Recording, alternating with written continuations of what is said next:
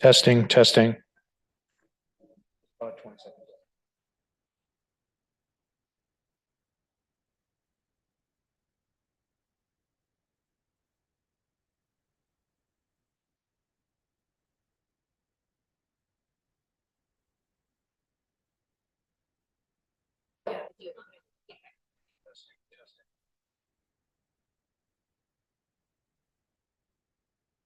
Oh, one thing I forgot to mention was any computer that has Zoom running, down at the bottom right hand corner, make sure your so I'm gonna go back up and and mute Zoom again until the meeting officially starts. Any problems, just give me a call on that.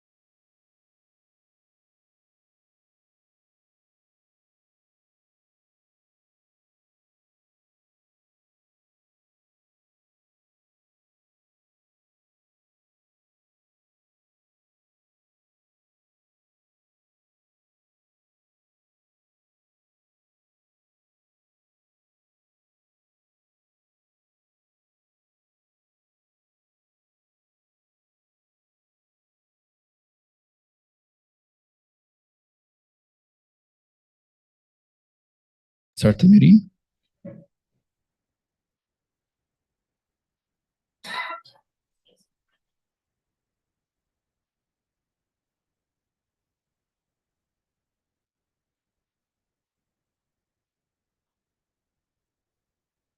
Yes, Chair, the meeting is being recorded.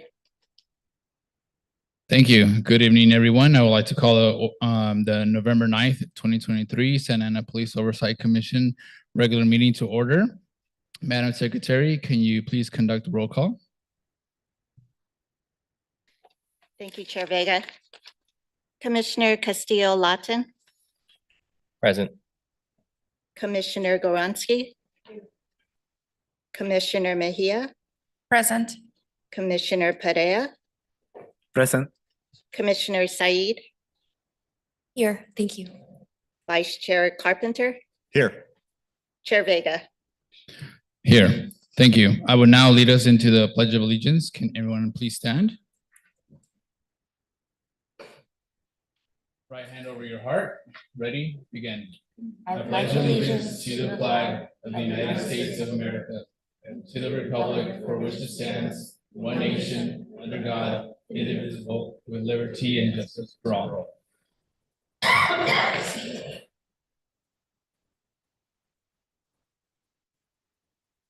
All right, now we're going to move on to public comments. Madam Secretary, is there anyone that wishes to speak?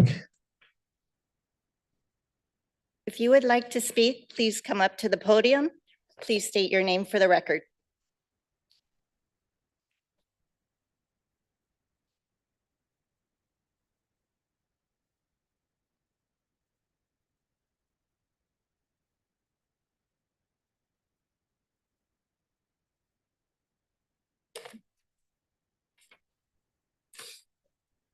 Chair Vega, for the record, there are no public comments for this meeting. Thank you. We're going to move on to the consent calendar. There's only one item, which is to the minutes from the October 6, 2023 Police Oversight Commission special meeting. And the recommended action is to approve the minutes. Do I have a motion by a commissioner to approve the meetings? I'll approve the minutes. Second by anybody? I'll second. Thank you. We have Vice Chair Carpenter, motion by Vice Chair Carpenter and second by Commissioner Perea. Madam Secretary, can you please take roll call? Motion to approve the minutes moved by Vice Chair Carpenter, seconded by Commissioner Perea.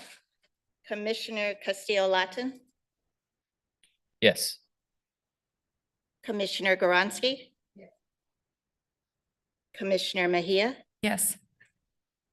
Commissioner Perea, Yes. Commissioner Said,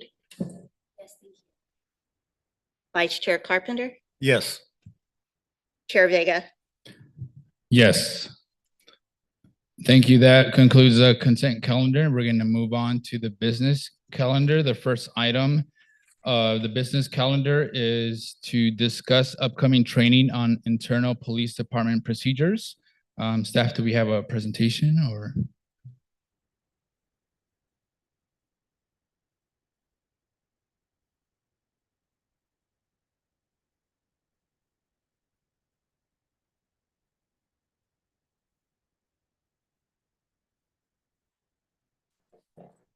Thank you, Chair. Commander Gonzalez with Santa Ana PD.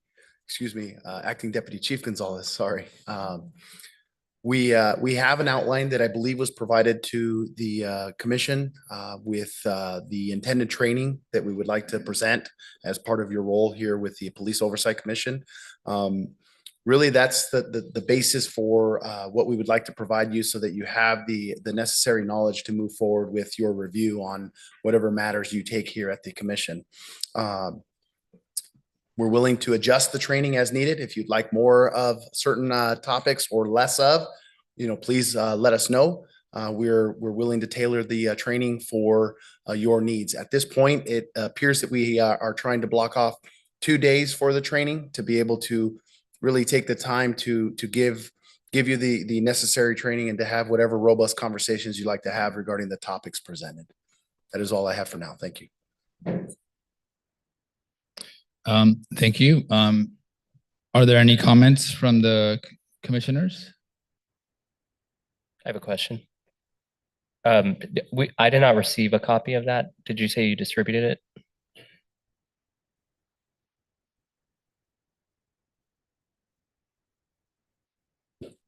Thank you, Commissioner. I will check on that, and if we did not distribute material to you, we will make sure to get that to the commission as soon as possible.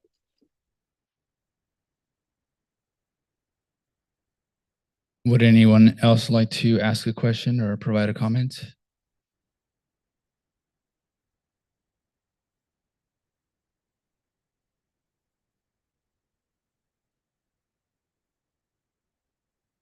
No? Okay. Staff, do we need to make a vote on anything? No? Okay.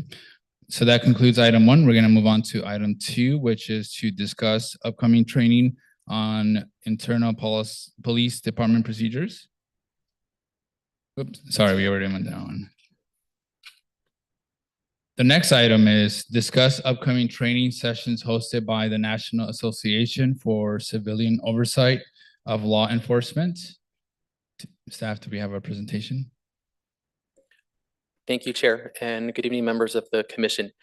The city is working actively with the National Association for Civilian Oversight of Law Enforcement, or NACOL, to provide training to the commission.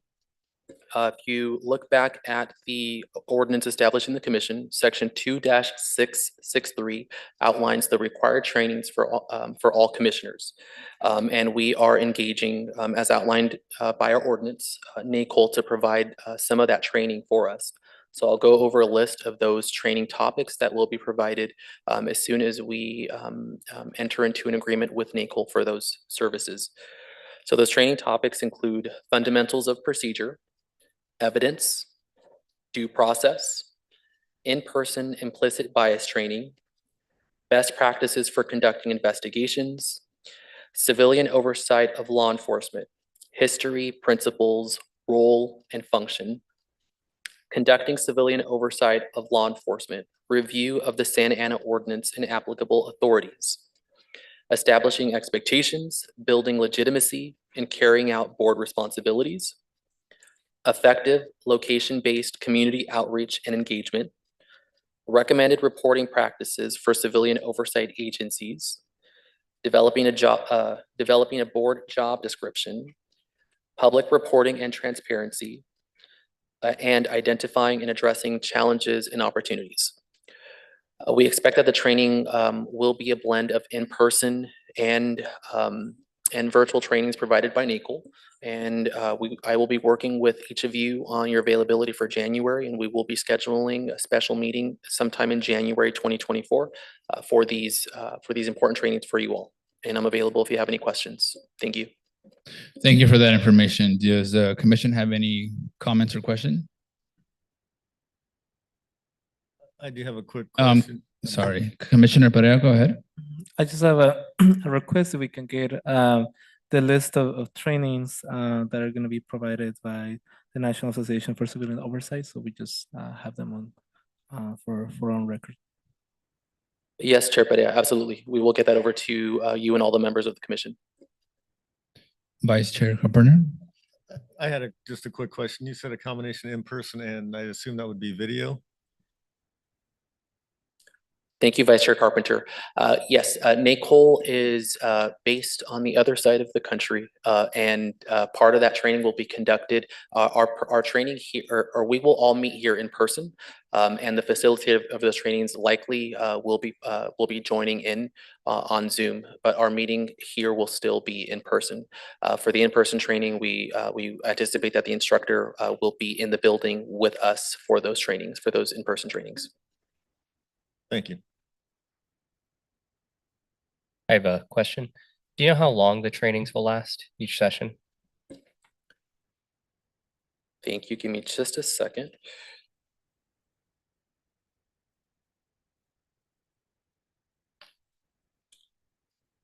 NACOL anticipates that the total of time that we will spend on training will be 12 hours, up to 12 hours.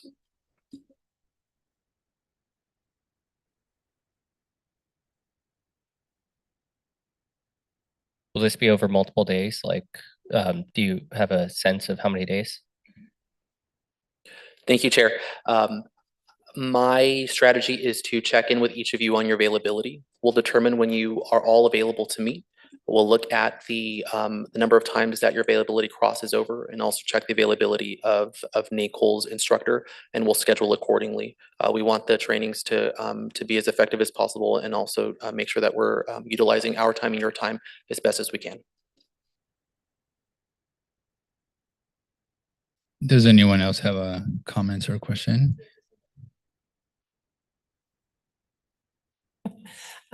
So these will take place opposite of besides the regular monthly meeting, correct? They won't be happening. They won't be training us on our meeting dates. Thank you, Chair.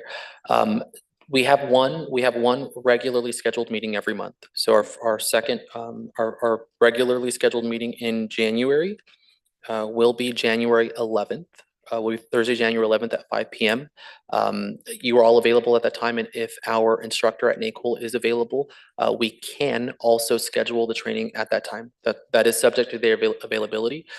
Considering that that our current estimate shows that we have 12 hours, that we can have up to 12 hours of training. I don't know that we can have all 12 hours of training in at one time. So I am anticipating that we would schedule special meetings during the rest of the month to finish those trainings for you all. Thank you. That's fine. Thank you. One other quick question on that. Relating to your question, are you breaking that up 2, 3, 4 hours? How are you breaking that 12 hours up? I think that's what people want to know. Thank you, Vice Chair.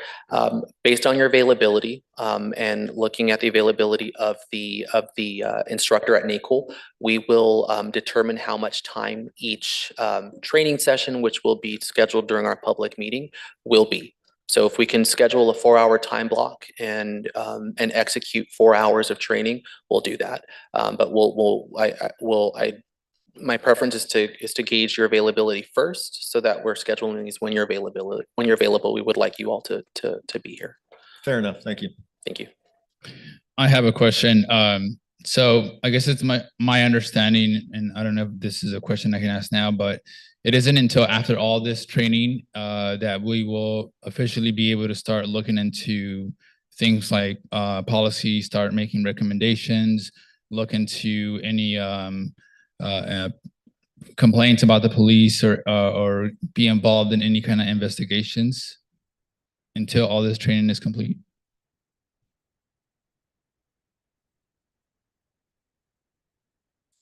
Chair, thank you for your question. My understanding is that the ordinance does require these trainings, specified in section 2-663 of our municipal code. I don't see the trainings as a requirement for the commission to exercise its powers and duties. However, the ordinance language is clear that these trainings are required. They are important, and we are certainly recommending that we comply with the ordinance and make sure that you all receive this training. Thank you. I have a follow-up question, not related to that, but we have 90 days to complete the training from the time that we were appointed. Is that correct?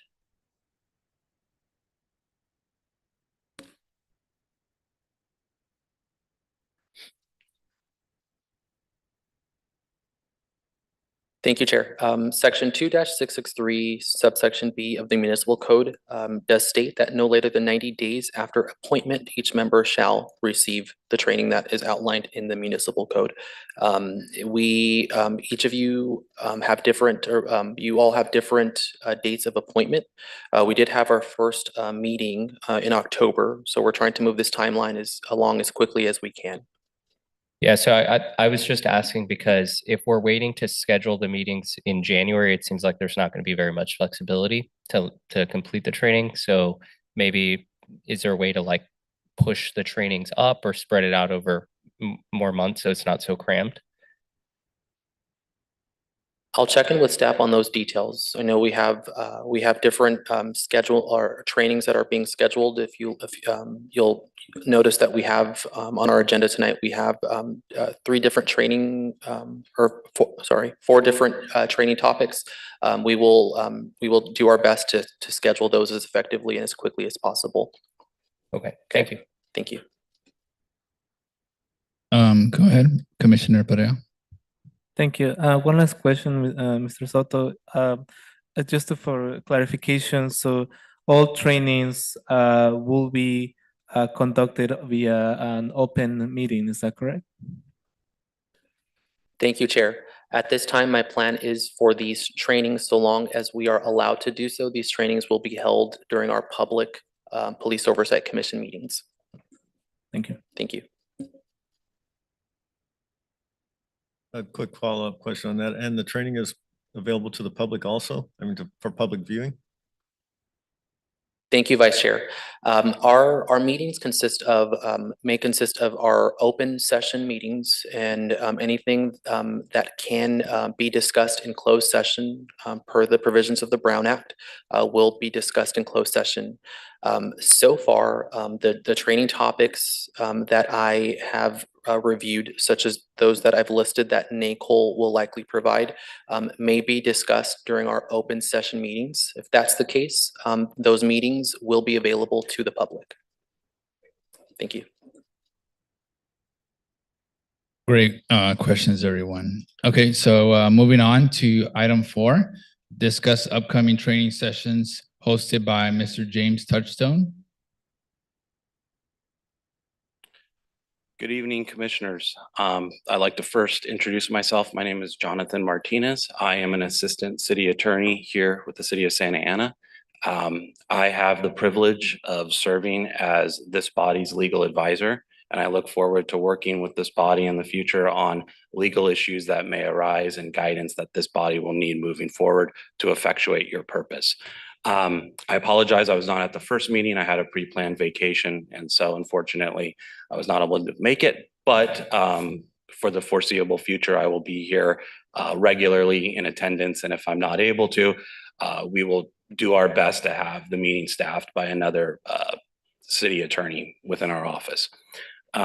So moving on then to this particular item, Section 2-663 of the Municipal Code requires training on a variety of topics from both internal as well as outside agencies.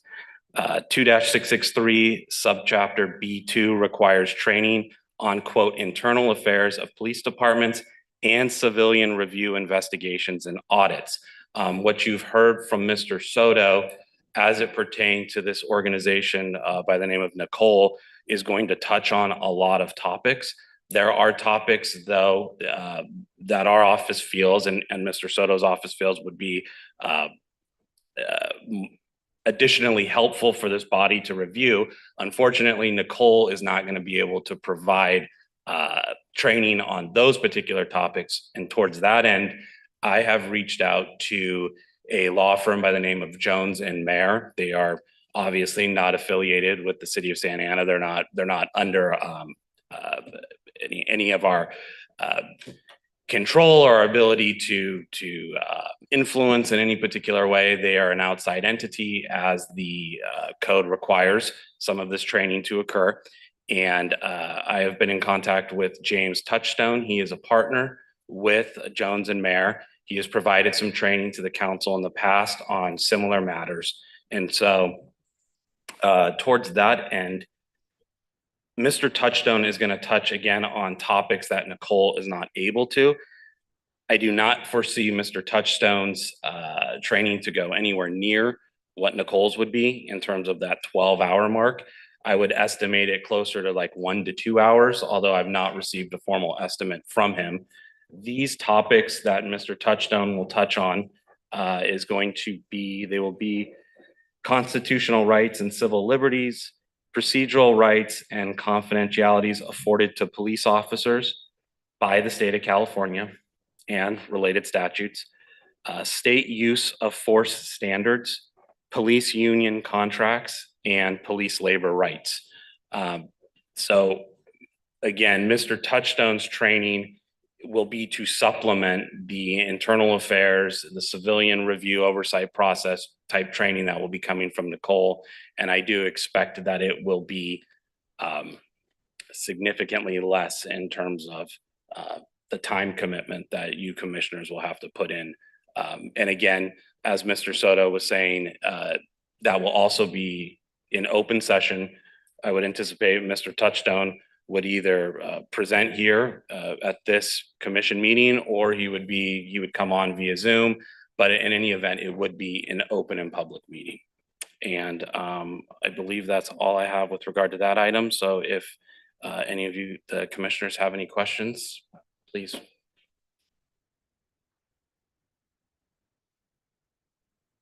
Any comments from the commission? Commissioner Perea? Thank you, and great to have you here. So just a general question regarding the trainings. I know we're gonna receive a series of trainings over the, hopefully by January, by multiple different entities, and hopefully we're able to get a comprehensive understanding of equipped with the tools to be able to carry on this commission. But if there is areas or topics that any of us in the commission feel that might have not been covered for by these trainings, could there be a possibility to recommend additional trainings for the commission? And also, are we only able to get trainings from the 3 different entities that we have discussed tonight so far, or can we identify other third parties for such topics? I'm just trying to anticipate if there's areas that we don't cover here, or that we feel that we need more expertise on what the parameters are. Thank you, Commissioner. Yes, so this body would not necessarily be restricted to the entities or the training that we are suggesting or that staff is putting forth right now. However, if this body wanted to augment the training or to change the training, it would need to be done by way of a motion and some sort of agendized business. So it would need to actually be put on the agenda, and it would need to be discussed amongst you, at which point a majority vote could push through kind of a different course where staff would be directed to either, as I said, augment the training, or potentially decide not to use one of the entities staff selected, and go with another entity. But it would need to be discussed, and it would need to be agendized and discussed amongst this body here. And a majority would need to direct staff to kind of change course, if that makes sense. Thank you.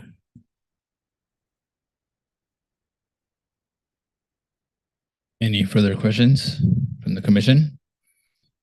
No? Okay. Now to item 5, discuss upcoming training related to the Ralph Brown Act. Hello again, I'm back. So this training, commissioners, will be done through myself or another attorney within our office. As far as I'm aware, this training is not necessarily prescribed within the police oversight ordinance. So this is not something that's been mandated. It is something that staff has felt would be very helpful and beneficial for you commissioners to partake in. And there are a lot of rules and regulations and statutes and laws that go into how this body can function. So just as a brief overview, and we'll really get into the nitty gritty when we attend training, but the Ralph M. Brown Act is a California law, and it guarantees the public right to attend and participate in meetings of local legislative bodies located within California Government Code 54950 et sec. It is an act of the California State Legislature, and it was authored by Ralph M. Brown and passed in 1953. So it's been around for a while. And it has been amended over the decades to kind of keep up with the times. And its overall purpose, in essence, is to ensure public transparency, right? The idea is This body represents the public. The public has the right to access and understand how this body is going to conduct its business, what kind of items are going to be discussed, and this idea that a majority of what you discuss and the actions that this body decides to take should not happen behind closed doors. These decisions and the conversation you commissioners have should absolutely be happening here on the majority of items here on this dais so that the public can access it and see it and comment on it. In essence, the Ralph M. Brown Act requires local government and its business to be conducted open and in an open and public meetings, except only when authorized by the act. I think Mr. Soto kind of touched on a little bit this idea of closed sessions, and there are very limited, narrow circumstances by which this body could meet behind closed doors to discuss a very limited and narrow set of topics. And we will certainly get into all of that when we do the Brown Act training, which again, myself or somebody from my office will definitely gladly put on for this body. You know, it applies to governing bodies of a local agency, like a city council and a commission, committee, or board that is created by the city council. So this very commission. So it's not just restricted to, again, city council, it's any board or commission like this one. Lastly, just again, as an overview, the Brown Act sets forth essentially a guide, if you will, as to how this body should function in its meetings, what constitutes a meeting, under the act, and generally, you know, how this body should discuss and conduct its business. It's a guide for all of that. And again, I look forward to getting into that with this body and really kind of getting to the finer tune points. Yes, and I'm going to open it up for questions. Thank you. Thank you for that information. Go ahead, Commissioner Karinsky. I have one. Thank you. You know, I've been on boards quite a few years here in the town, as some of you people know. Why do we always hear from the city council members who say, oh, I'm sorry, I can't come because of the Brown Act? Or so many people have to stay home, only so many people can go to your meeting. So what does that mean and why? And is that going to be for us too? We never quite understand that. I'm sorry, say it again. We never quite understand that. So what I would sort of be speculating, I think, a little bit in terms of why they may have had said that at the time, it's but like, sorry, go ahead. I was going it's like, say we invited 2 council members to our, let's go back with communication linkages, comlink. Mhm. We invited 2 council members to our meetings because of certain questions, but the topic was there'd be a lot of questions will be asked by the public. And right away, so-and-so will say, oh, I'm sorry, we can't because of the Brown Act. And maybe we wanted 3 there, you know, or certain ones all at the same time from the different areas of the town so they can answer questions for their constituents. So why is it that one will say, oh, I'm sorry, we can't because of the Brown Act? Now, what do they mean by that and why? So depending on the size of the body, there could be situations where a meeting has been formed when enough council members are together, where it could be a meeting has been formed and such they can't discuss business because of that. The other issue may have been that the topics that have been requested maybe were restricted to behind closed doors. Remember when I brought up this idea of closed session? Mhm. And so if there were closed session items that were properly within closed session, and there was business being discussed there, it wouldn't be appropriate for the council members or for the commissioners or the board members to then discuss that in public. It would have to remain confidential.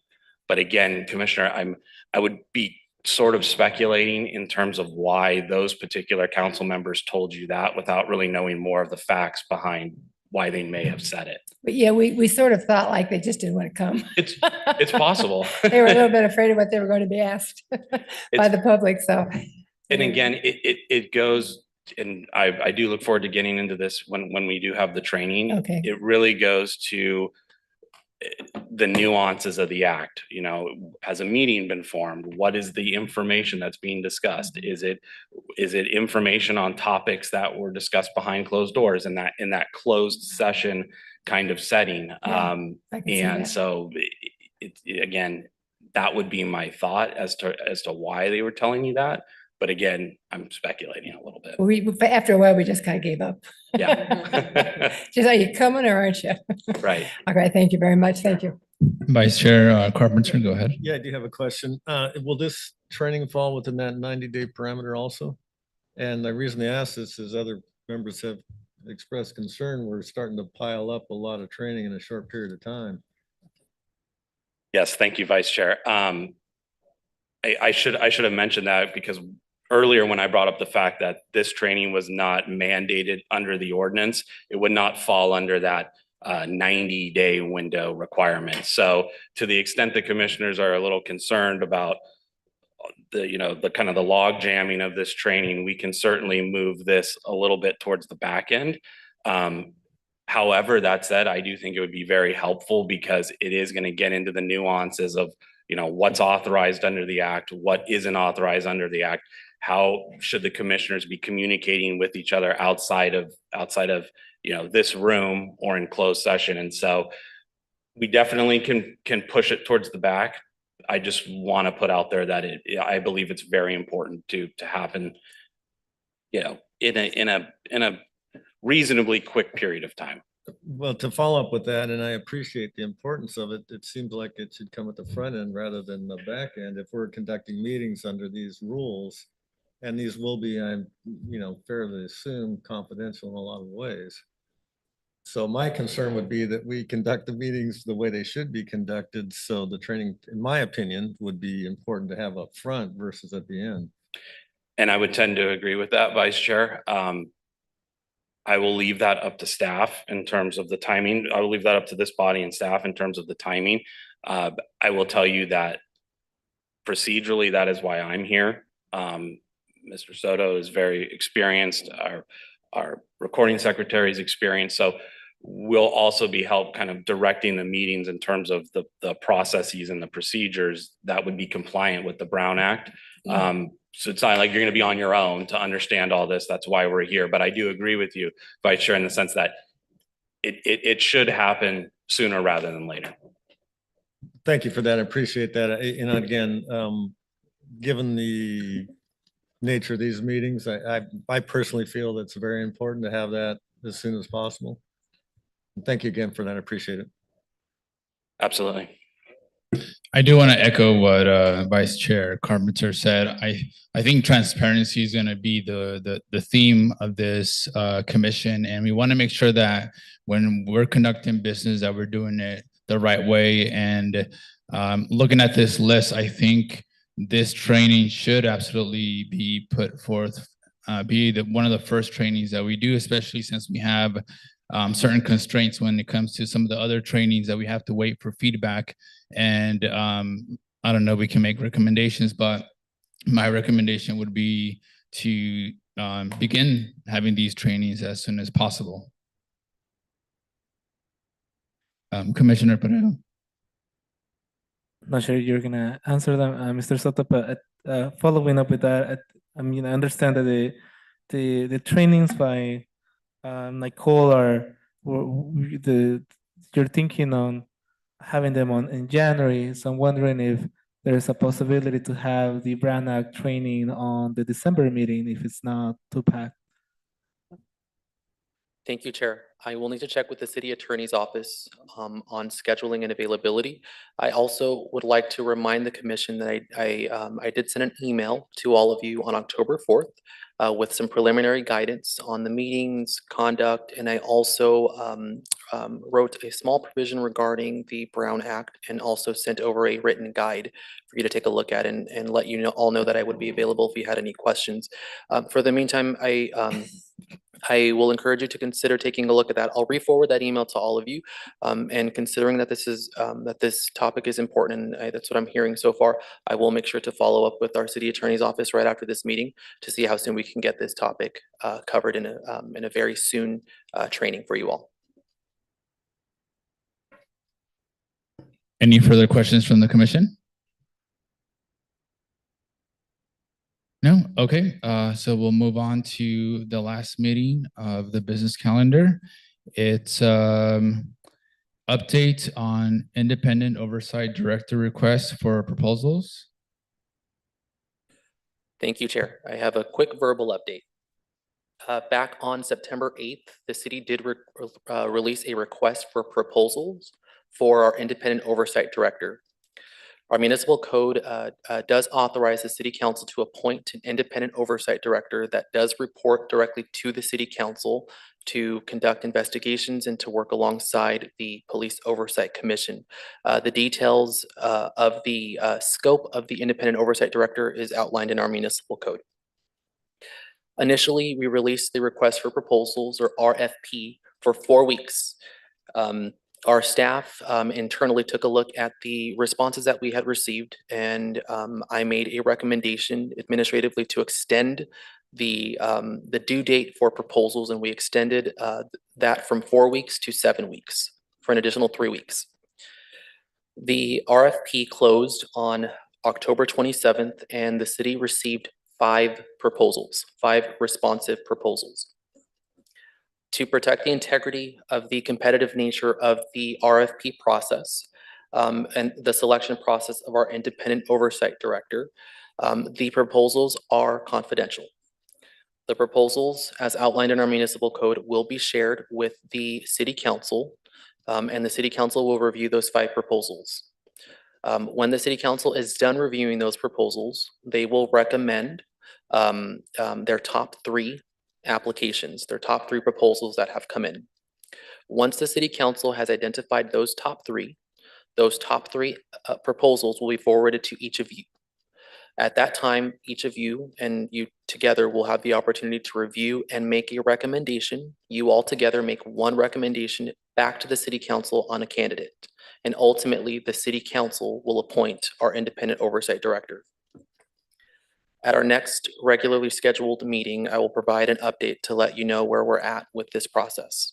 And I'm available if you have any questions. Thank you. I have a question, and that discussion will be open to the public when the commission in regards to making our recommendation. Thank you, Chair. Considering that the proposals themselves are confidential, I will have to check to make sure. I will need to check to make sure if those discussions will take place in closed session or not. Thank you. I have a question also. We get to narrow down to 3 to 1, and the council has the final say. Is that correct? And can they choose somebody that we did not choose? Thank you, Vice Chair. So yes, the commission will, among the top 3 candidates or the top 3 proposals that the city council identifies, you all will make a recommendation for your top candidate. And ultimately, yes, the city council will decide on who they wish to appoint. Thank you. Any further comments, questions? Go ahead, Commissioner. So did you say that the city council is already receiving proposals? Thank you, Chair. At this time, our procurement staff has the proposals. Like I mentioned, they are marked confidential as our confidential documents. Those have not yet been released. Okay. And what happens if the proposals that they receive are from candidates that like don't have experience or are not qualified, so to speak? Because we need 5, right? Thank you, Chair. Our purchasing supervisor, who oversees the procurement process for the city, reviewed those proposals that came in and indicated that 5 of those proposals are entirely responsive to the request for proposals that we submitted or that we released. So at a minimum, those proposals do meet those minimum requirements. So as part of this competitive process and the review process, our council members or city council, and then after you as the commission will have the chance to evaluate those proposals and determine if they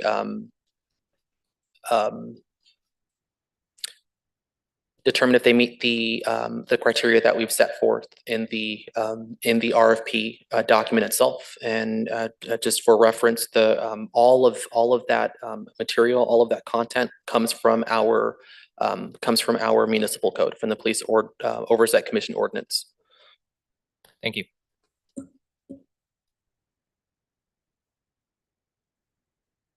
Okay, with no further comments, that concludes the business calendar. We're going to move on to comments now. Item 7 is staff comments. Do we have any comments from staff? Chair, we do not have any additional comments tonight. Thank you. Thank you. We will now move on to commissioner comments. Do any commissioners have any closing comments for today? Commissioner Mejia? Yeah, I have a question for the staff. I know that the community is able to submit complaints, but there's no mechanism established currently to do so online. So if there can be that put on the website, or clarify something in place where community members can actually file complaints. Thank you. Any other commissioners have closing comments? Yes, I do. Again, I'm a little concerned about the time constraints and the training, the small window. And again, I really feel that the understanding the Brown Act is really critical, because again, this is going to be very public and very sensitive information. So that's just my comments, and I hope we can get it done. Thank you, sir. Anyone else? Commissioner Perea? Thank you. And Mr. Soto, I wanted to add to a previous request that I made in the last commission meeting of request information regarding lawsuits paid out by police matters, including staff time. I know that I mentioned that I was requesting that information for the last 10 years, but actually I just want to make an addition to that, to actually information on that since 2010. That will be all. Thank you. Any further comments or, okay. So I'll give my comments. I do want to wish everyone a happy Veterans Day. I want to thank our veterans for their service and sacrifice. Without them, we wouldn't be up here conducting these meetings. So with that, with no further business before the commission, the next meeting of the Police Oversight Commission is scheduled for December 14, 2023 at 5 p.m. I hereby adjourn the commission meeting.